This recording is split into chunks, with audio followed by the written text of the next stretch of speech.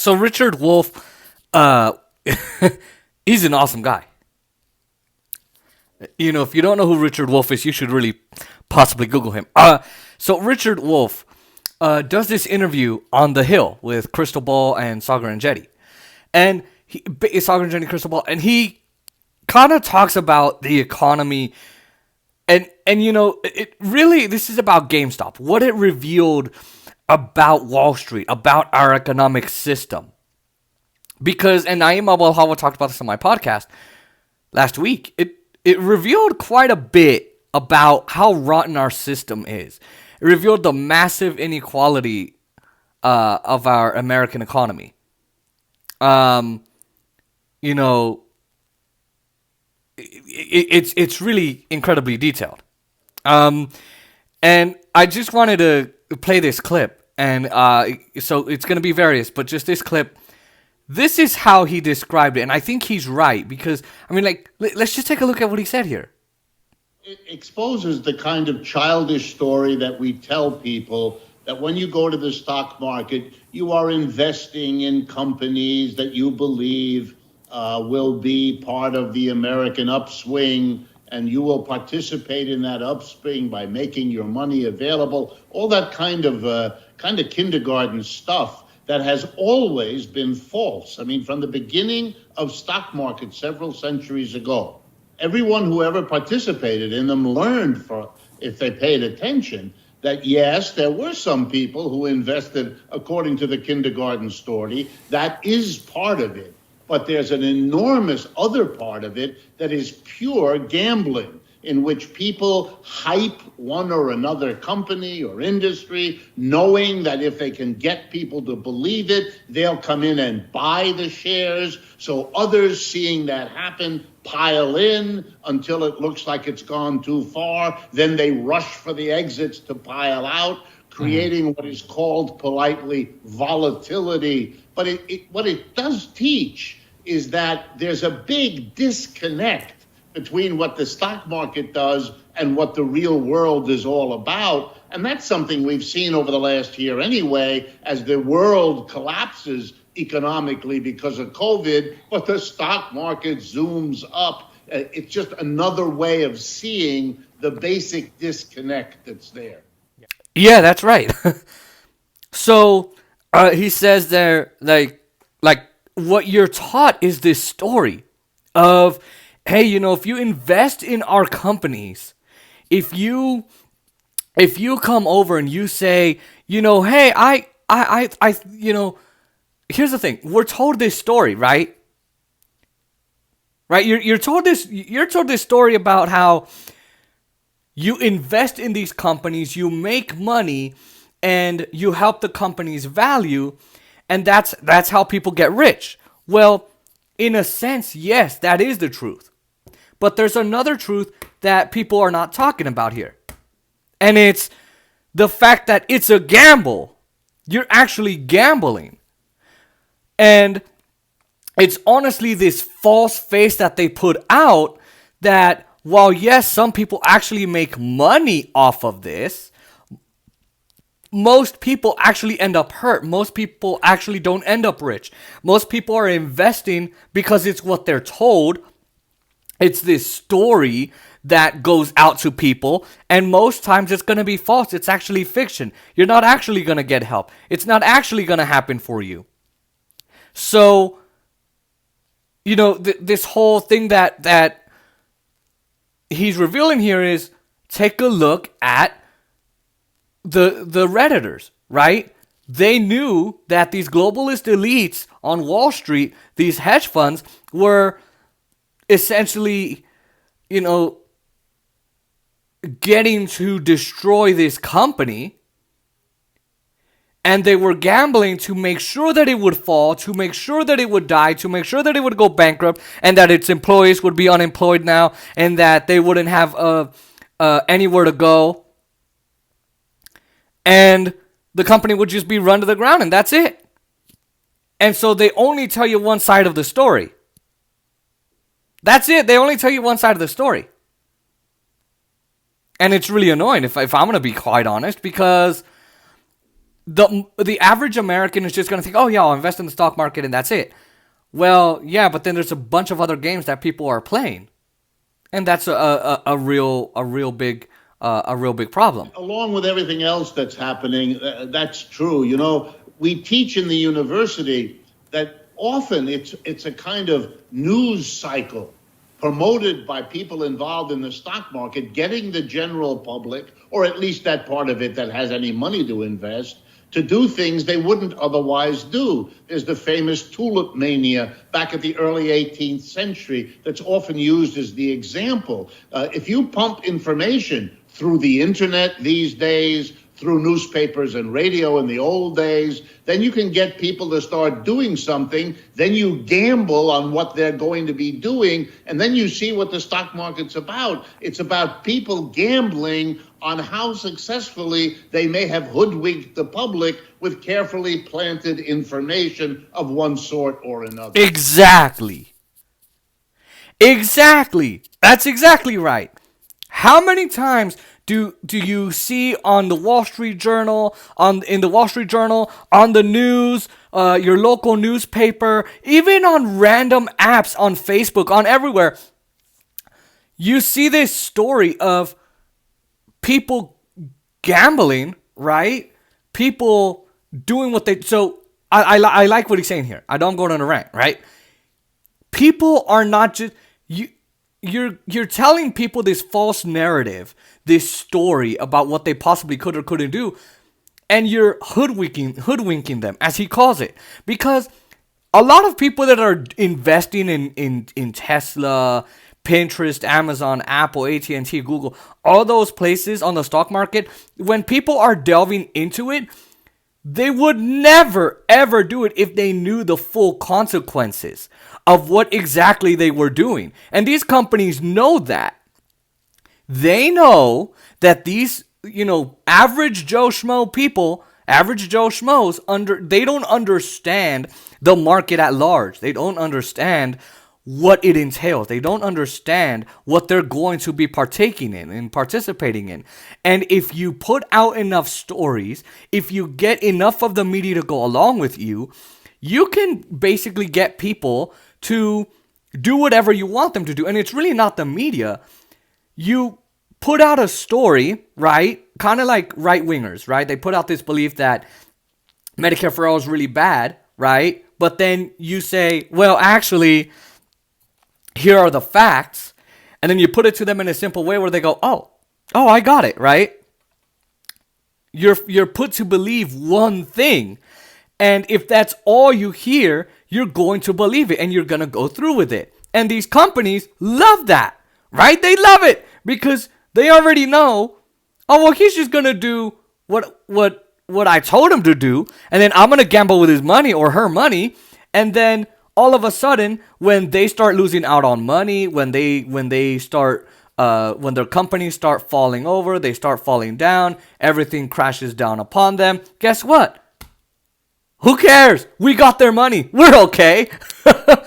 And that's exactly what the GameStop hedge fund people tried to do.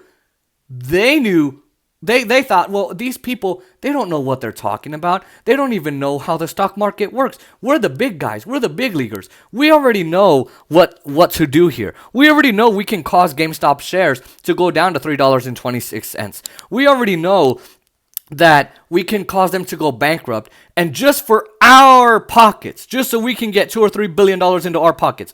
Not because we want to help GameStop or anything. No, because we want to fill our pockets even more.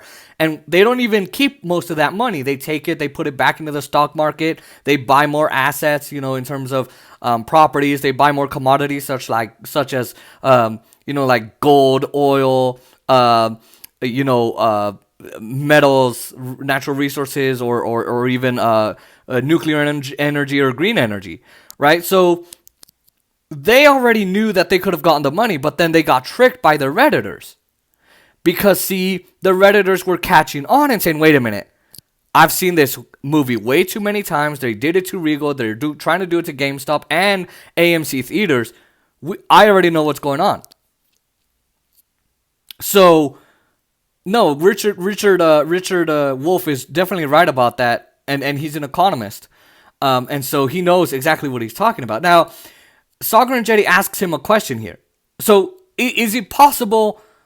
Here's the thing: a lot of people want to know: is it possible to make Wall Street equitable? That's funny. It was never built to be equitable. It was built to see if you're rich or not. And if you're rich, you can participate. If you're not, then sayonara. Too bad. Goodbye. Right? So he asks, can we make our economy itself, besides Wall Street, can we make our economy a more equitable state?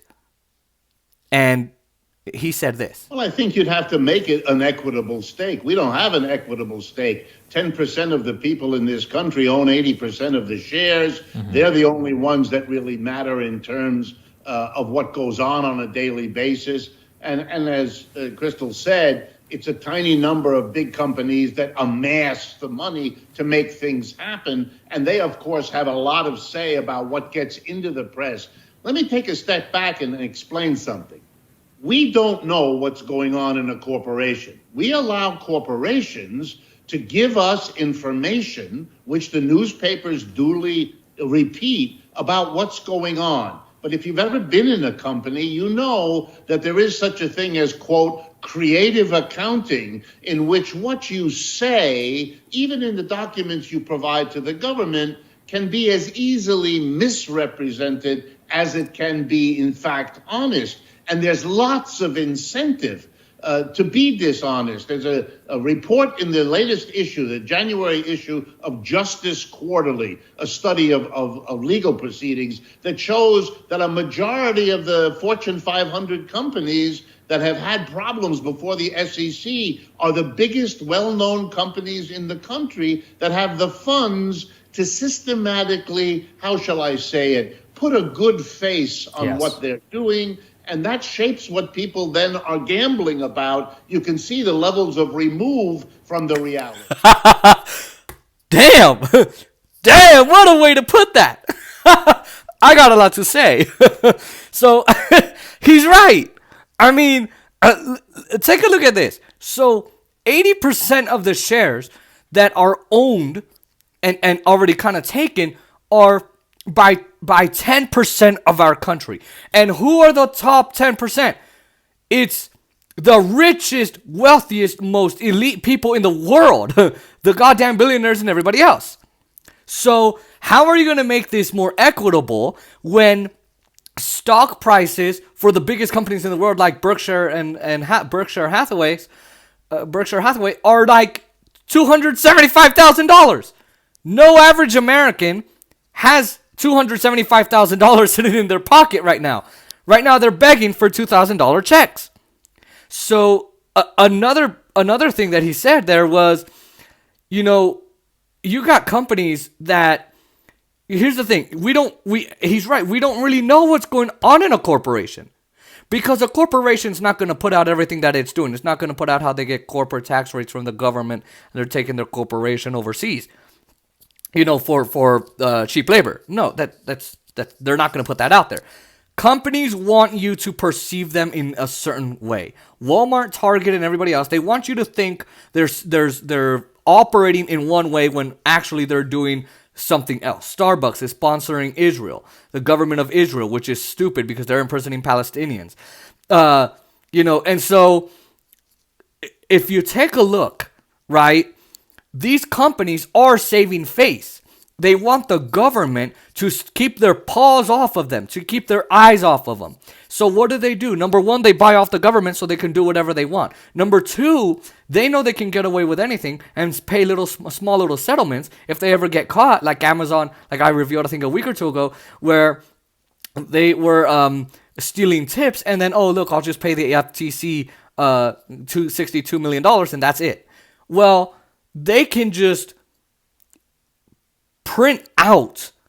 They have PR teams, and their PR teams will print out the goodness that each company does, the charitable donations, look, we're going to give bonuses here and basically do this here and there and time off, whatever, and make the company look good so that the government has less of a worry and a need to look at them or after them and go after them for any malpractices that they are coming after. Like, for example, Amazon had a lady that died giving COVID tests.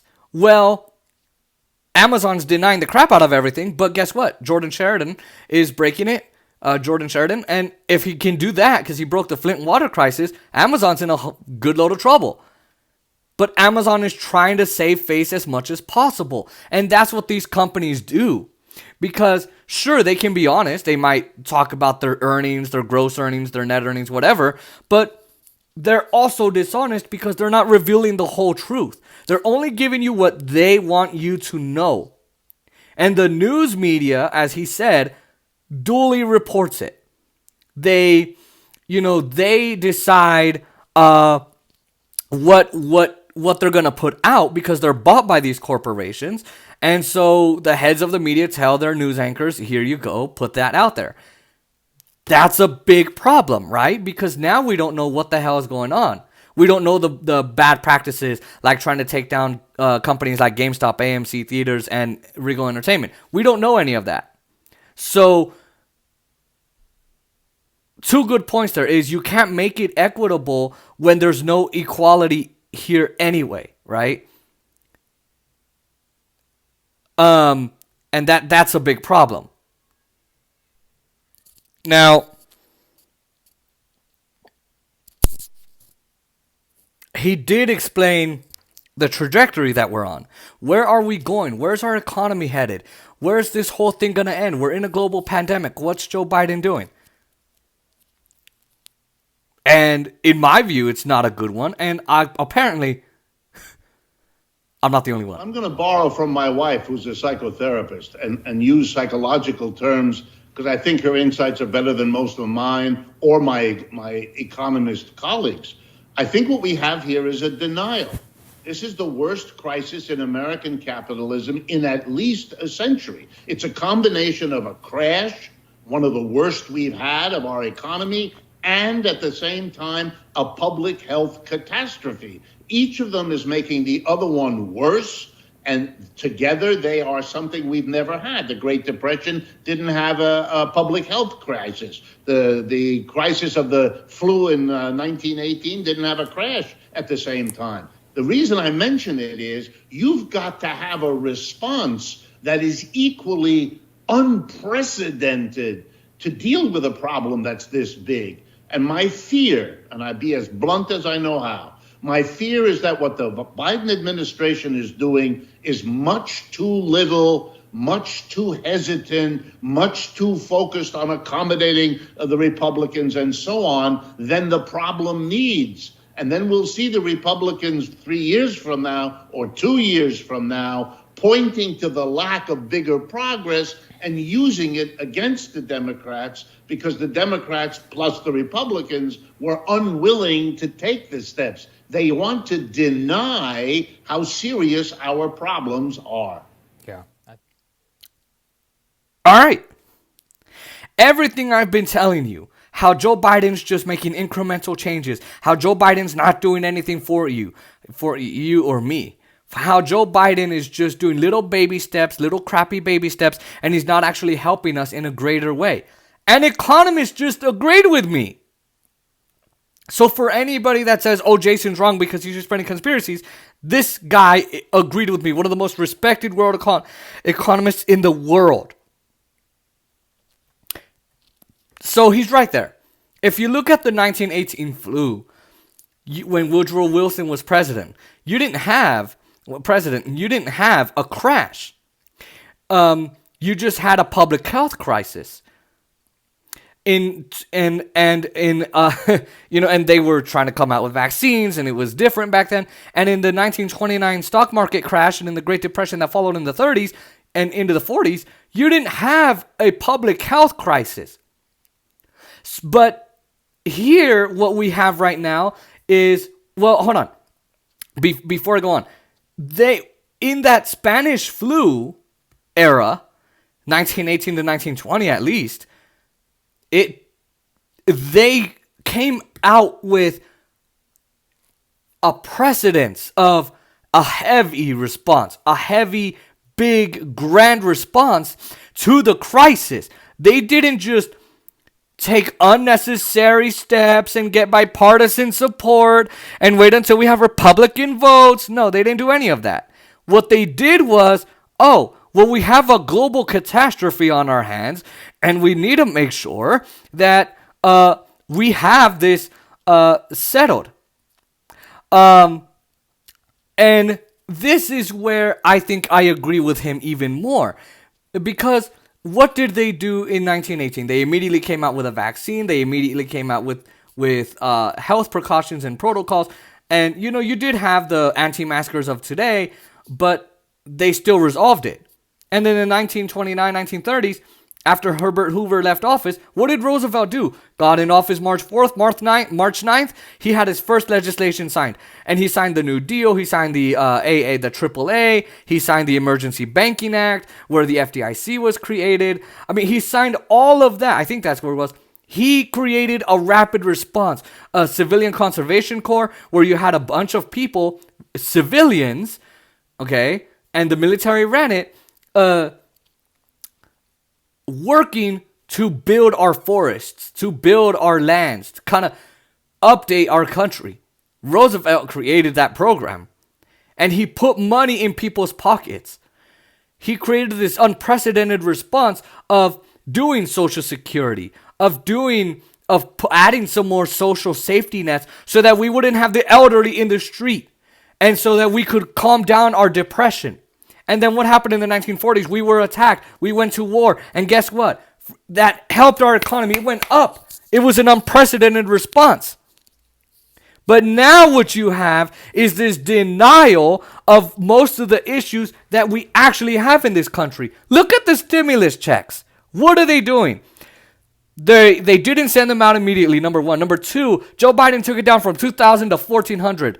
And number three, he tried to cap it. And number four, he's taking it to 5, whatever stuff we're on. He's trying to take it to March or April for you to get your check when most of us have rent to pay off. So what he's saying there is, what Joe Biden is doing here is much too little, much too focused on what do the Republicans want? How do the Republicans feel? Are they going to agree with me? Are they going to like it? Who cares? You took power. You won. We don't need to rely on the Republican Party.